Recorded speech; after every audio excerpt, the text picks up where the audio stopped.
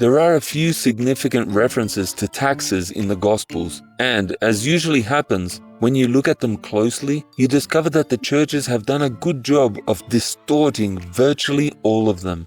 I want to examine what Jesus actually said about paying taxes and about our relationship with the governments of man in this video. Let's start at the end and work backwards. At his trial, Jesus was accused of forbidding people to give tribute to Caesar.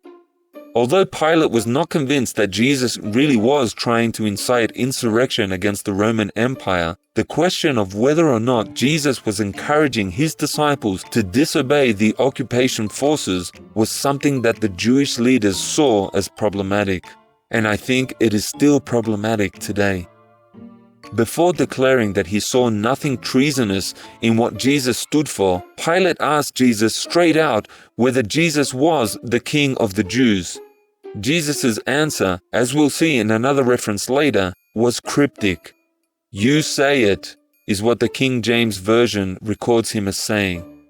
Young's literal translation says that he replied, "You do say." Either way, this could be understood as meaning anything from, "That's what you say, but not what I say," and that does seem to be what Pilate assumed he was saying, to something like, "Spot on, you hit the nail on the head, yes, I am the King of the Jews." But my main point is that the issue was a hot one, both then and now.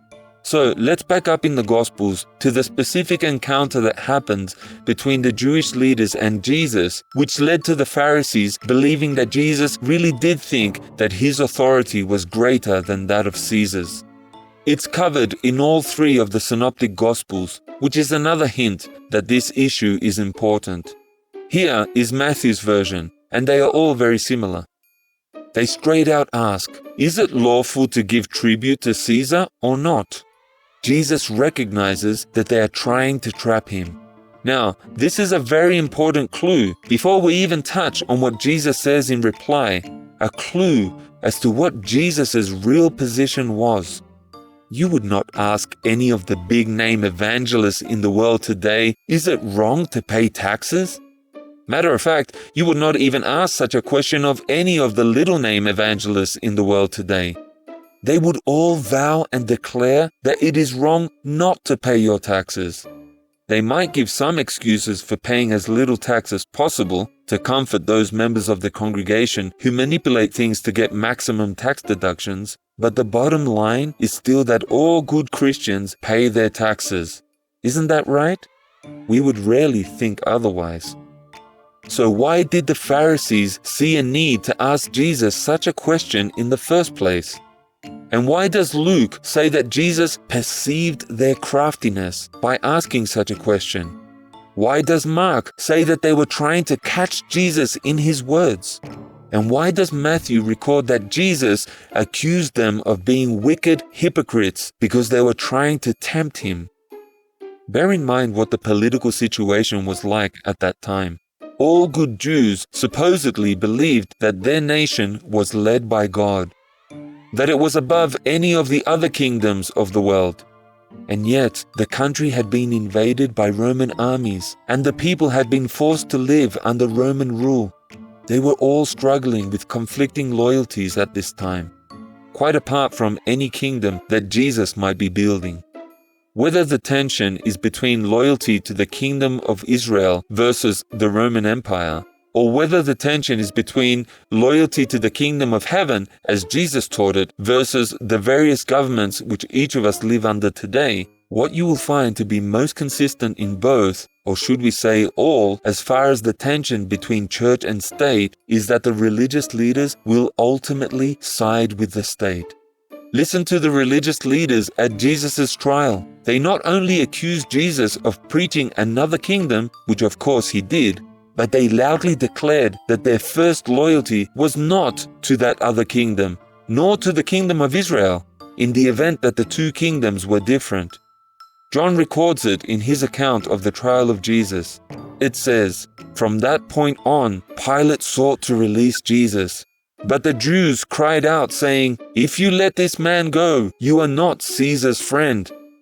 They were seriously claiming to be more loyal to Caesar than Caesar's own appointed governor.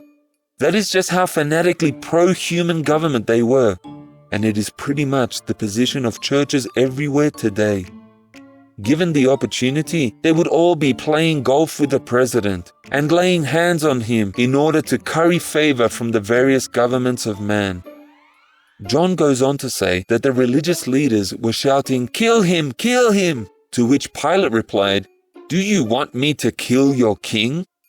Maybe Pilate was just being sarcastic. He could certainly see through the hypocrisy of the religious leaders. Even today, Jews would have us to believe that the reason they have rejected Jesus is that he did not have the right credentials to qualify as a Messiah. But that is simply not true. What they wanted was not a Messiah.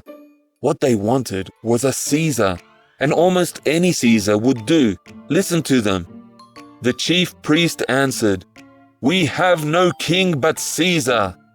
And they still have no king, and they still have no Messiah.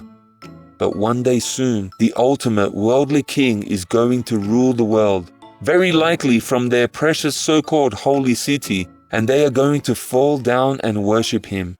But most disturbing than that is that most, if not all of these chief priests of the church world will be right there beside them, groveling to the Jews, promoting their city and blessing their temple, even though all of it will be coming from the ultimate source of evil. But let's get back to what Jesus himself said in reply to this trap that was being set for him.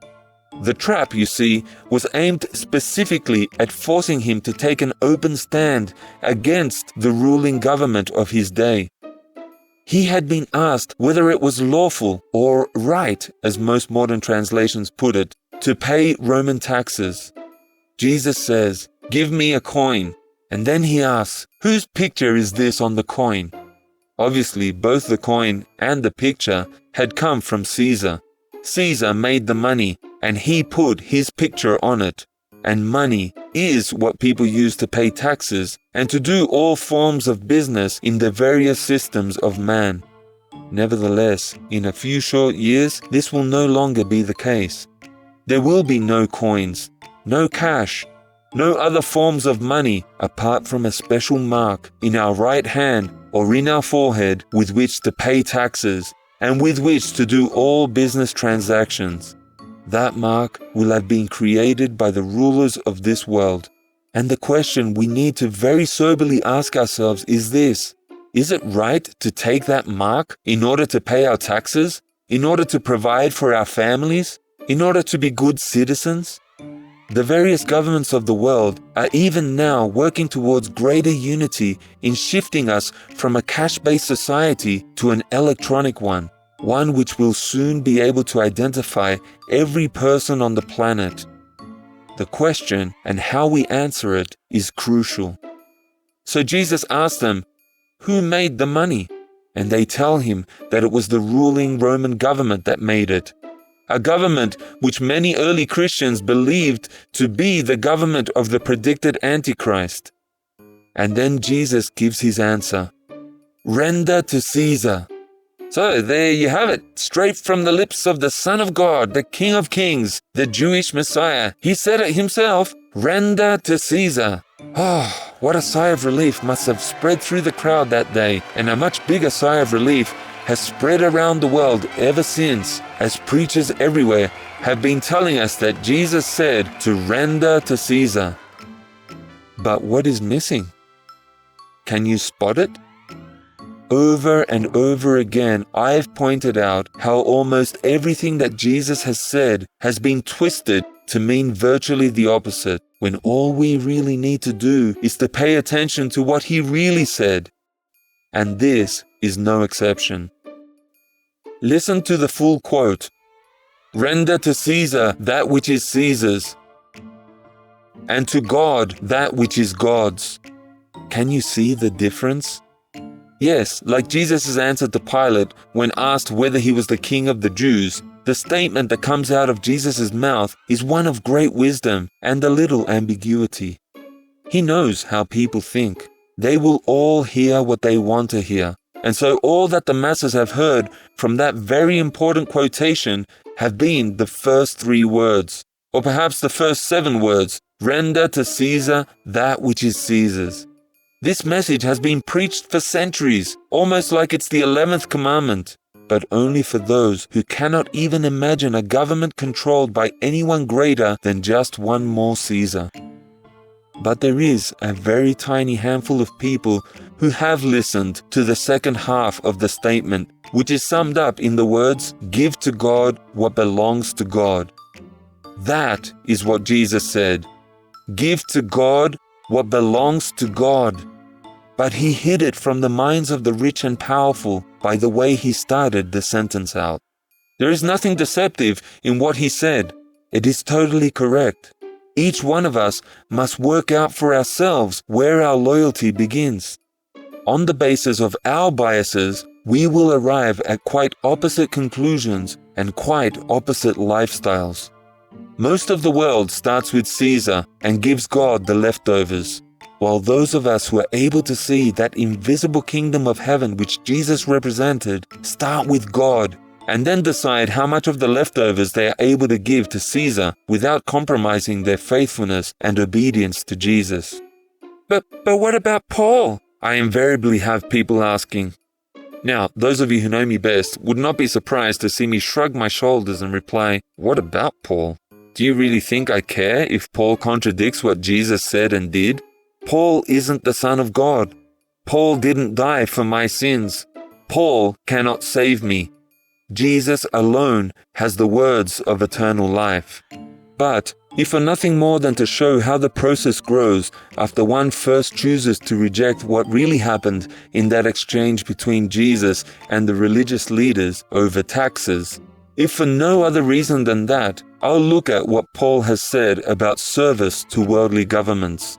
His thoughts on the topic are mostly summed up in the 13th chapter of his letter to Christians in Rome, where the Roman government was most powerful.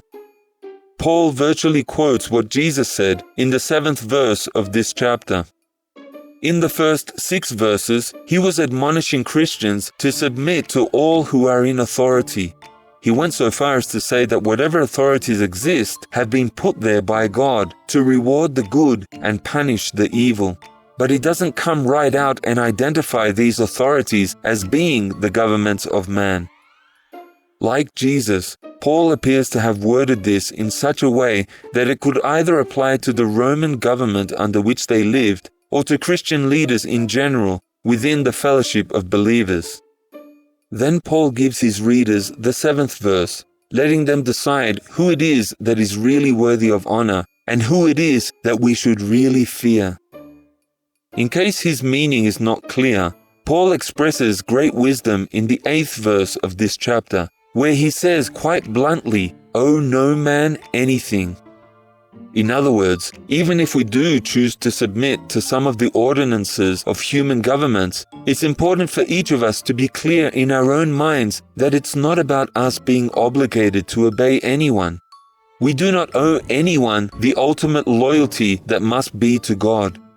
Out of love, but not out of fear, there is room for cooperating with the various systems of man.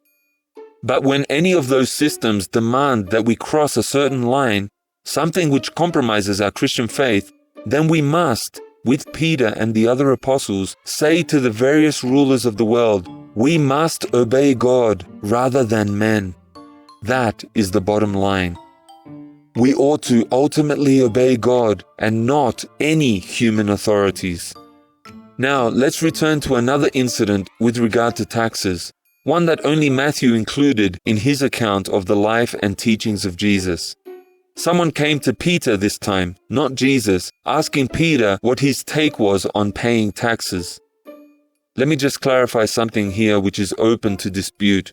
The original Greek says that they asked Peter about a specific tax with a specific value, 2 drachmas. It was a relatively minor tax, not much more than $1 in today's value, 2 grams of silver, 1 for each drachma. However, because a specific value is given for this tax in the Greek, many modern translations have inserted into this passage 2 words that do not appear in the original, stating that they constitute a temple tax and not a tax to be paid to the Roman rulers. They have done this on the basis of a tiny rule in the Old Testament that Jews were to pay a tax of a half of a shekel toward the maintenance of the temple. Now, half a shekel would have been worth about 4 times as much as the 2 drachmas that are mentioned with regard to the tax in this passage. But that discrepancy is overlooked at the same time that the words temple tax are inserted. Now, I'm not an expert on Greek, so it is possible that they were asking about the temple tax without the passage actually saying so, but it's certainly not clear that it's a temple tax. In fact, there appears to be more evidence to suggest otherwise. The liberty that has been taken with regard to translating it as a temple tax may be part of a larger attempt to steer the general public away from anything that would make more clear the powerful implications of what Jesus said in that more public and more famous encounter with the Pharisees about rendering to God what belongs to God. I say this because in the next verse, Jesus refers to the kings of the world, and he refers to taxes which are paid to the kings of the world. This is all done with no mention of the Jewish temple. Ultimately, however, the point is still this: we are under obligation to no one. As Paul implied in Romans 13, verse 8, we owe no man anything except to show love. But we have here, in Matthew's Gospel, a much clearer expression of what Jesus' real position is on obligations of any sort towards the various governments of the world. And yet I would not be surprised if 99 church attenders out of 100 have never heard a sermon preached on this intimate glimpse into something Jesus shared very privately with his disciples. Why? Isn't it because this story is much harder to twist than the earlier one, where you just quote, "render to Caesar" and leave the rest out in order to achieve the desired distortion? So, what happens after Peter is approached on the subject? Peter, like most religious leaders would do today, gives a knee-jerk response. Yes, he declares, of course we pay our taxes. Jesus avoids a public disagreement between himself and his most impetuous disciple, waiting until he can speak to Peter more privately, and then he asks Peter a leading question. Do the children of the king need to pay taxes? What is Jesus doing here? He's trying to get Peter to think about what it means to be adopted into the family of the King of Kings, about what it means to have discovered a greater kingdom, a higher revelation of authority than the systems and governments of man. And Jesus wants Peter to conclude what we have just heard Paul say, which is that we owe no man anything. Read it for yourself. The children of the King of Kings are free. This use of the word free is a very good choice. It hints at why it is not easy to categorically state the Christian position in relation to earthly governments. We are free not to abide by the laws of the land. But, at the same time, we are free to abide by those laws. The primary issue here is not whether or not we obey a law, but whether or not we are acting in faith and love. Someone has said, true freedom is not to be found in being bound to a rule, nor is it to be found in being bound away from a rule, but instead, it is that glorious feeling that you get when you know you are doing God's will. In so many areas of our Christian walk, we need to learn how to take it or leave it, based on whether it is God's highest plan for us. And that's why the next verse is so important. Nevertheless, Jesus said. What an interesting word. It introduces something which kind of contradicts what has just been said.